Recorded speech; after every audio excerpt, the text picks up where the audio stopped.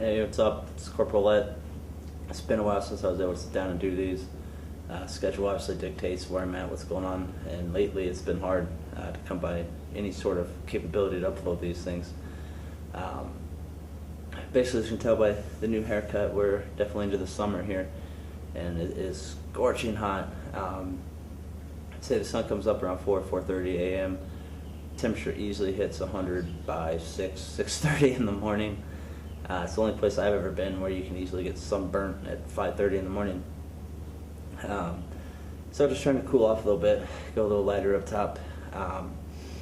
But basically to try to get back a little bit to the roots of this blog, more or less, which is just me trying to tell people what it's like here.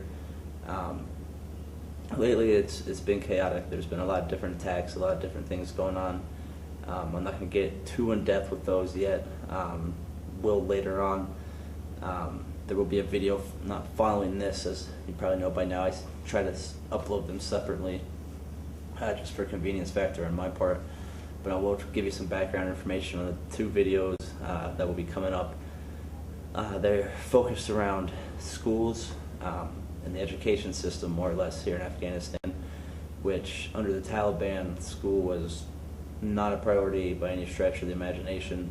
If anything, they were against school and against educating their own people, which makes it easier to stay in control of somebody if, quite honestly, they're uneducated and in many ways don't know any better or expect anything more.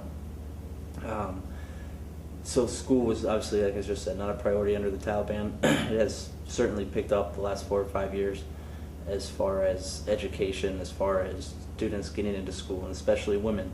That was something that never really would have happened under the Taliban, is a young woman being able to grow up, or a young girl growing up and going to school and getting educated and just giving themselves an opportunity and some sort of skill or tool set to make themselves better as an individual, and therefore provide them with some sort of hopeful future. That is something that has really come a long way recently. I think there's 6 million Afghan children now enrolled in school. I believe that's the correct figure. Basically, the videos that I'll have coming up are, as usual, as I try to do, is 2 in 1. The first one is actually a school that was hit with an IED from within during session. Class was in sessions, kids were at the school when a bomb went off, injuring, I think, 6. I don't think any lives were taken or lost, but it gives you still that idea that there's still many bad guys or Taliban out there that will do anything to prevent a lot of the youth in this country from becoming educated and providing them with a skill set. It's still in the works. We were there, we got to the school about 48 hours after the attack happened, so fairly quickly.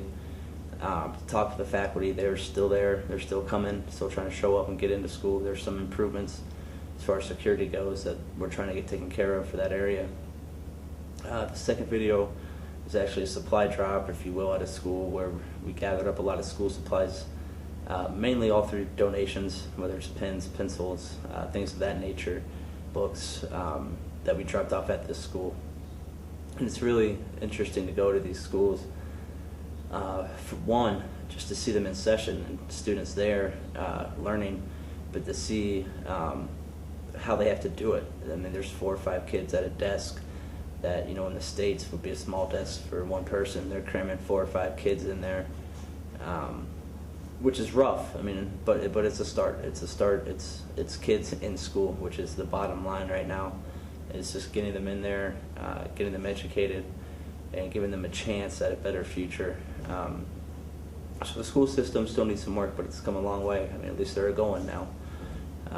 And again, just anything you hear on this blog is not a representation, or I'm not representing the coalition forces or the Marine Corps. These are straight my own thoughts, my own opinions. But it's good to be in there and see these kids there, and the teachers making the effort that even after a bomb goes off, that they're coming back. They're not going to be scared away, which I think was a good sign. You have to want something to do it, and they want it, and they're doing it. So hopefully enjoy those videos. There should be some more coming up. And that's really about all I got right now. I'll try to get some more of these done. I've been here almost 5 months now, and when I think about those first blog or two I did, it's weird where the time goes, and not knowing what to expect to now being more of the veteran, if you will, of the service members I'm deployed with, being here longer, knowing more about the area, more about the culture, more about the people, and what goes on. It's interesting. Time seems to go fast, and at the same time it seems like it's crawling along, and you just want to get back home and see your friends, your family, and live somewhat of a normal life. You can easily forget kind of the way it is not being here. But anyway, I don't want to get too involved in that. I'll have another blog coming up hopefully sooner than later where I'll talk more about recent events. For now, watch the video, enjoy it, and I will catch up with you guys later.